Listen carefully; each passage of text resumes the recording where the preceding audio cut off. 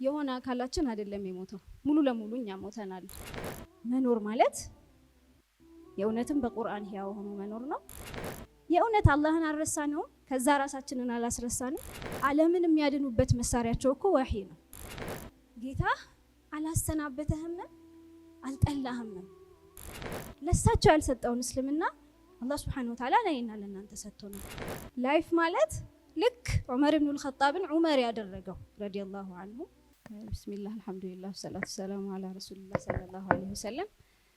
ብዙ ሰዓት አልወስድም፣ ወደ ዋናው ነጥብ ልግባና ህክምና ላይ ኤቢሲ ኦፍ ላይፍ የሚባል ነገር አለ። የኢመርጀንሲ ወይም የድንገተኛ ህክምና ላይ ለምሳሌ የሆነ ሰው የመኪና አደጋ ደርሶበት እጁ እግሩ ምናምን ተቆራርጦ ቢመጣ ኢመርጀንሲ ላይ የሚያገኙት ሐኪሞች ወይም የጤና ባለሙያዎች የመጀመሪያ ጭንቀታቸው የሰውዬ እየተነፈሰ ነው ወይ ልቡ እየመታ ነው ወይ የሚለው ነው እንጂ እግሩ ተቆረጠ እኮ እንስፋው፣ እጁ ተቆረጠ እኮ ሰርጀሪ ዘናው እንግባ፣ ወይም ደግሞ ወደፊት እኮ ጠባሳ ይኖርበታል ስለዚህ ጠባሳ እንዳይኖረው ቆዳው ላይ እሱን ሪፔር እንስራ አይሉም። ምክንያቱም ያ ሰውዬ መኖር አለበት መጀመሪያ። that is ABC of life airway breathing circulation ማለት ነውና አሁን ላይ የምንኖርበት ህይወት የዚህ ተገላቢጦሽ ነው። በእኔ እይታ ሁላችንም ሞተናል። ስፒሪቹዋል ዴዝ ማለት የሆነ አካላችን አይደለም የሞተው ሙሉ ለሙሉ እኛ ሞተናል። እኛ በሞትንበትና በሌለንበት ሁኔታ ውስጥ ግን የኛ የላይፍ ፕራዮሪቲዎቻችን ልክ እንደዚህ ሰውዬ የቆዳ ጤናና የእጁና የእግሩ መኖር ናቸው። ይሄን ለማወቅ ዝም ብላችሁ ቲክቶካችሁን ብትከፍቱ ምንድነው ኤፍዋይ ወይም ፎር ዩ ፔጅ ላይ የሚመጣው የሆነ ሴትዮ ኩክ እያደረገች የሆነ ስኪን ኬር ፕሮዳክት እየተዋወቀ የሆነ ሰው ላይቭ ላይ ገብቶ የሱቅ እቃዎችን እየሸጠ ስክሮል ብታረጉ የሰው ልጅ ፕራዮሪቲ አሁን ላይ ፕራዮሪቲ ለመሆን አይደለም ለማሳሰብ ምንም ቅርብ ያልሆኑ ነገሮች ላይ ተጠምዷል። ውስጣችን ግን ሙሉ ለሙሉ ሞቷል። we are spiritually dead። እና አንድ ጊዜ ትምህርት ቤት ከሜንቶሬ ጋር ኬዝ ዲስከሽን ኢመርጀንሲ ኬዝ ላይ ዲስከሽን እያወራን እንዴ ዶክ የኛ ስራ እኮ የዚህን ሰውዬ ላይፍ ፕሪዘርቭ ማድረግ ነው።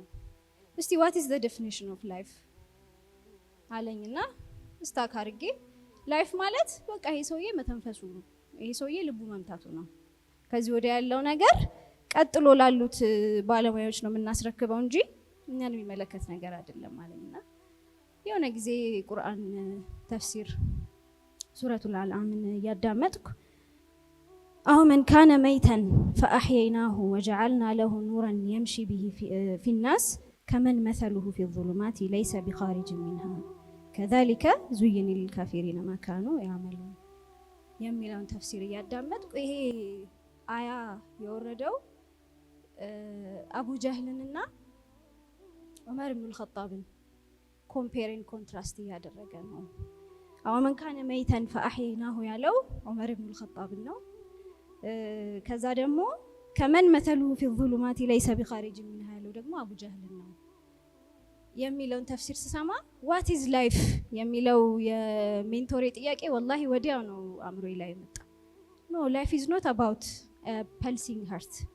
የሚመታ ልብ አይደለም ላይፍ፣ የሚተነፍስ ሳንባ አይደለም ላይፍ ማለት ልክ ዑመር ኢብኑ አልኸጣብን ዑመር ያደረገው ረዲየላሁ ዐንሁ ነው ላይፍ ማለት። ምክንያቱም አወመን ካነ መይተን ፈአህየይናሁ ነው ያለው አላህ። ይሄ ሰውዬ ሞቶ ነበር እኛ ነን ህያው ያደረግነው። እስልምና ነው ዑመር ኢብኑ አልኸጣብን ህያው ያደረገው። አቡ ጀህልንም ሙት ያደረገው እስልምና ውስጥ አለመሆኑ ነው። አለመተንፈሱ፣ አለመብላቱ፣ አለመጠጣቱ ምናምን አይደለም። በሌላ ቁርአን አያ ደግሞ አላህ ወላ ተቁሉ ሊመን ይቅተሉ ፊ ሰቢልላሂ አምዋቱን በል አህያው የማይተነፍሰው የሞተው ሰውዬ አለመተንፈስ አይደለም ጭራሽ የማይታይ ሰውዬ ኦሬዲ ኢንቪዚብል ሆኗል፣ ከመሬት ስር ተቀብሯል፣ አፈር ሆኗል። ይሄን ሰውዬ ግን አላህ ሙት ብላችሁ እንዳጠሩታል። አልሞተም፣ ሐይ ነው። ማን ነው ሞቷል ያላችሁ? ሶ በቁርአን ዴፊኒሽን በእስልምና ዴፊኒሽን ላይፍ ኤንድ ዴት እኛ የምንረዳው ላይፍ ኤንድ ዴት አይደለም ማለት ነው። መኖር ማለት የእውነትም በቁርአን ሕያው ሆኖ መኖር ነው። ላይፍን በቁርአን ጋይድ ማድረግ ነው። መሞት ማለት ደግሞ ቁርአንን መርሳት ነው። ሶ በዚህ ዴፊኒሽን እዚህ ሩም ውስጥ ያለነው ሰዎች ምን ያህሎቻችን እየኖርን ነው? ምን ያህሎቻችን we are alive? ለእናንተም እና ለራሴ የምምተው ጥያቄ ነው። አሁን ወደ ተነሳው ሀሳብ ስመጣ ግን ስለ ሂሊንግ ወይም ስለ መዳን ስለ መፈወስ ስናወራ አሁንም ወደ ቁርአን ነው የምንመጣው አይደል? ምክንያቱም ህያው የሚያደርገው ቁርአን ነው ብለናል። አላህ Subhanahu Wa Ta'ala there is a persistent call የማይቋረጥ ሁሌ ኮኔክትድነስን ፈልጎ ህያው መሆንን ፈልጎ ለመጣ ሰው ሁሌ የማይቋረጥ ጥሪ አለው አይደል? ቅድም ሲነሳ ነበር አለም ያኒ للذين آمنوا أن تخشع قلوبهم لذكر الله وما نزل من الحق ولا يكونوا كالذين أوتوا الكتاب من قبل فطال عليهم الأمد فقست قلوبهم በጣም ያስደነግጠኛል። ከነሱ በፊት የነበሩት ኪታብ የተሰጣቸው ሰዎች ከዛ በጊዜ ርዝማኔ ልባቸው እንደደረቁት ሰዎች እንዳይሆኑ ላመኑት ሰዎች ጊዜው አልደረሰም እንዴ? አለም ያኒ للذين ሁሌ ስንቀራው ጊዜ አልደረሰም እንዴ እያለን ነው አላህ። ጊዜው አልደረሰም እንዴ? ጊዜው አልደረሰም እንዴ? መቼ ነው የኛ ጊዜ የሚደርሰው? ሌላ በጣም የሚያስደነግጠኝ የቁርአን አያ ወላ ተኩኑ ከለዚነ ነሱላህ ፈአንሳሁም አንፉሰሁም። ልክ እነዛ አላህን እንደረሱት ከዛ ደግሞ ራሳቸውን እንዳስረሳቸው ሰዎች አትሁኑ። እንደዛ አይደለም ይሆን ነው? እኛ የእውነት አላህን አልረሳነው ከዛ ራሳችንን አላስረሳንም? that is the disease we are in። ያልታወቀ ሳይለንት ፓንደሚክ ውስጥ ነው እየኖርን ያለነው። ትልቅ ወረርሽኝ ኢንተርናሽናሊ ማለት ዓለም አቀፍ የሆነ ወረርሽኝ ዲዚዝ ግን ደግሞ በጣም ሳይለንት የሆነ ልክ እንደ ኮቪድ ልክ እንደ ሌሎች በሽታዎች ጮሆ የማይታይ ግን ደግሞ ሁላችንንም ውስጣችንን ገድሎ ከህያውነት ወደ ሙታንነት የቀየረ በሽታ ውስጥ ነው እየኖርን ያለነውና ወደዚህ የአላህ ጥሪ መምጣት ያስፈልጋል። ለኔ ፐርሰናሊ ሂሊንግን ማገኝበት ሱራ ማይ ኦል ታይም ፌቨራይት ሱራ ሱረቱ ዱሃ ነው። ሱረቱ ዱሃ ቅድም ሲነሳ እንደነበረው ረሱል ሰለላሁ ዐለይሂ ወሰለም ወህይ ተቋርጦባቸው ለወራት ቀልባቸው በተሰበረበትና በጣም ጥልቅ ሀዘን ውስጥ በሆኑበት ሁኔታ ነው የወረደ። ኢማጂን ምን ያህል ረሱል ሰለላሁ ዐለይሂ ወሰለም ሀዘን ውስጥ ሊሆኑ እንደሚችሉ። በቃ ለሳቸው እኮ ወህይን ያላቸው ሌላ ምን አላቸው አይደል? ረሱል ሰለላሁ ዐለይሂ ወሰለምን እኮ ከ40 ዓመት ጥያቄ እሳቸውን የገላገላቸው የህይወት ፐርፐዛቸውን የሰጣቸው ዓለምን የሚያድኑበት መሳሪያቸው እኮ ወህይ ነው። ያ ወህይ በአላህ ፈቃድ እሳቸው ዘንግተውት አይደለም፣ በአላህ ፈቃድ ሲቋረጥ ምን አይነት ዲፕ ፔን ውስጥና ሀዘን ውስጥ ሊሆኑ እንደሚችሉ ዊካን ኢማጂን። ከዛኛ ደግሞ ይሄ ወህይ ዘላለማዊ መሆን በሚችል መልኩ በዘመናት ሳይገደብ በጊዜ ሳይገደብ በቦታ ሳይገደብ ቁርአን ሆኖ ተቀምጦ በየቤቶቻችን በየስልክ አፕሊኬሽኖቻችን ተቀምጦ እኛ ደግሞ ሙሉ ለሙሉ ረስተነው ተገላቢጦሽ ማለት ነው። ከህይወታችን አስወጥተነዋል ይሄን ወህይና እኛ ልንሆንበት የሚገባው ጭንቀትና ዲፕሬሽን ሀዘን እንዴት ነበር መሆን የነበረበት? በጣም ይገርመኛል ይሄን ሳስብና ከዛ ረሱል ሰለላሁ ዐለይሂ ወሰለም ለዚህ ጥልቅ ሀዘናቸው ማጽናኛ ለገቡበት ከባድ የሆነ ድንጋጤና ጭንቀት ውጥረት ማለስለሻ አላህ Subhanahu Wa Ta'ala ይሄንን ሱራ አወረደላቸውና ወዱሃ ወለይሊ ኢዛ ሰጃ። እነዚህ ሁለት የጊዜ ክፍሎች የህይወትን ፌዞች ያሳዩኛል። ዱሃ ማለት ፀሐይን ለመሞቅ የምንወጣበት ሰዓት ነው አይደል? ፀሐይ የሚያቃጥለን ሰዓት አይደለም። ፀሐይን ፈልገን ለመሞቅ የምንወጣበት ሰዓት በጣም የሚያምረው የቀኑ ክፍል ማለት ነው። ረፋዱ ሰዓት ማለት that is one phase of life። የሆነ የህይወታችን ክፍል ዱሃችን ሊሆን ይችላል። ወለይሊ ኢዛ ሰጃ ጨለማ ደግሞ በጣም ጸጥ ያለ ብሎ ነው አላህ የገለጸው። ወለይሊ ኢዛ ሰጃ በጣም ጸጥ ባለ ጊዜ የሆነ አስፈሪ የሆነ ኮልድነስ ያለበት ደግሞ የጊዜ ክፍል አለ። በህይወታችን ውስጥ እንደዛ አይነትም ጊዜያት አሉ። ዱሃም አለ ላይልም አለና በየትኛውም ሁኔታ ውስጥ ብንሆን ግን ማውዳከ ረቡከ ወማ ቀላ ጌታ አላሰናበተህም አልጠላህም። በጣም ኢሞሽናል የሚያደርግ አያ ነው። ኢትስ ኖት ቶኪንግ አባውት the present situation በፕሬዘንት ቴንስ አይደለም የተቀመጠው፣ በፊውቸርም ቴንስ ነው። ጌታ አልጠላህም አይጠላህም አላሰናበተህም አያሰናብተህም። ለምን? ምክንያቱም ረሱል ሰለላሁ ዐለይሂ ወሰለም አላህን አልተውም። ኮንቲኒየስሊ ለዚህ ኮኔክትድነስ ከአላህ ጋር ላላቸው ቁርኝት ፍላጎት ላይ ናቸው፣ ጥማት ላይ ናቸው። እንደውም ሲቋረጥባቸው በጣም ጥልቅ ሀዘን ላይ ናቸው። ሶ በዚህ ስቴት ውስጥ ሆኖ ለሚመጣ ሰው አላህ ሱብሓነሁ ወተዓላ ምንም ቢሆን ይሄ ሰውዬ የህይወቱ ሌይል ፌዝ ላይም ቢሆን የህይወቱ ዱሃ ፌዝ ላይም ቢሆን አላህ አይጠላውም አያሰናብተውም። ወለልአኺረቱ ኸይሩን ለከ ሚነል ኡላ there is better yet to come። ዱንያ ላይ ያለ ነገር ነው አይደል የሚያሳስበን? አኺራ የሚባል ደግሞ there is another world።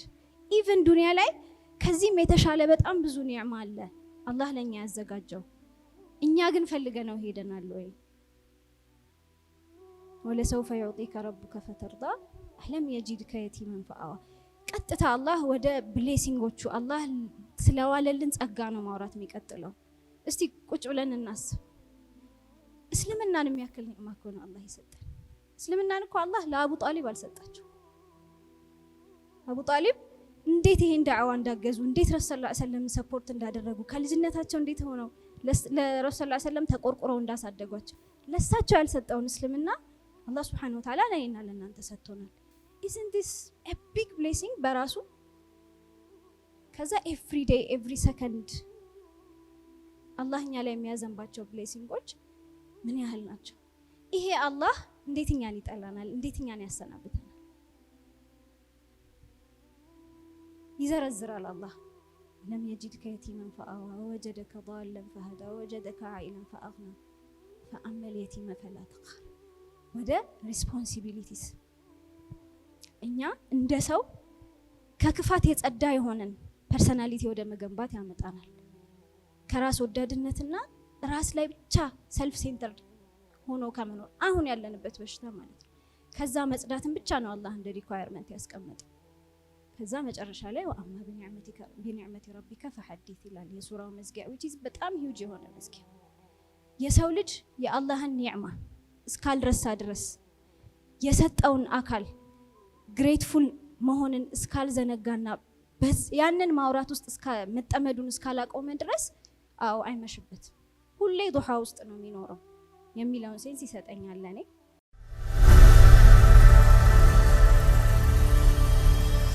ቢስሚላህ ያው መሽቷል።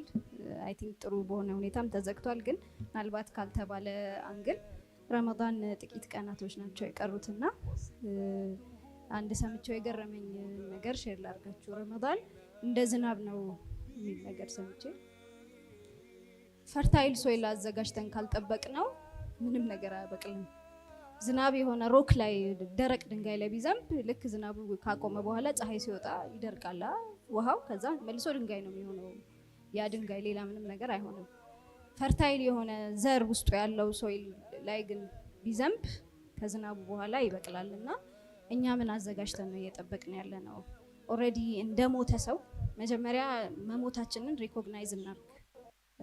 ማለት ኢጎ ጥጋቡ ምናምን ይልቀቀንና በቃ እኔ ሞቻለሁ ታመም ያለው የሚለውን አክሴፕት ከማድረግ ነው የሚጀምረውና ያንን አክሴፕት አድርገን ልባችንን ሪሰሲቴት ለማድረግ ሩሃችን ላይ ህይወት እንዲዘራብን ሬዲ ሆነን እስቲ ይሄን ረመዳን ከቁርአን ጋር በመተዋወቅ ሴንስ እንጹመው።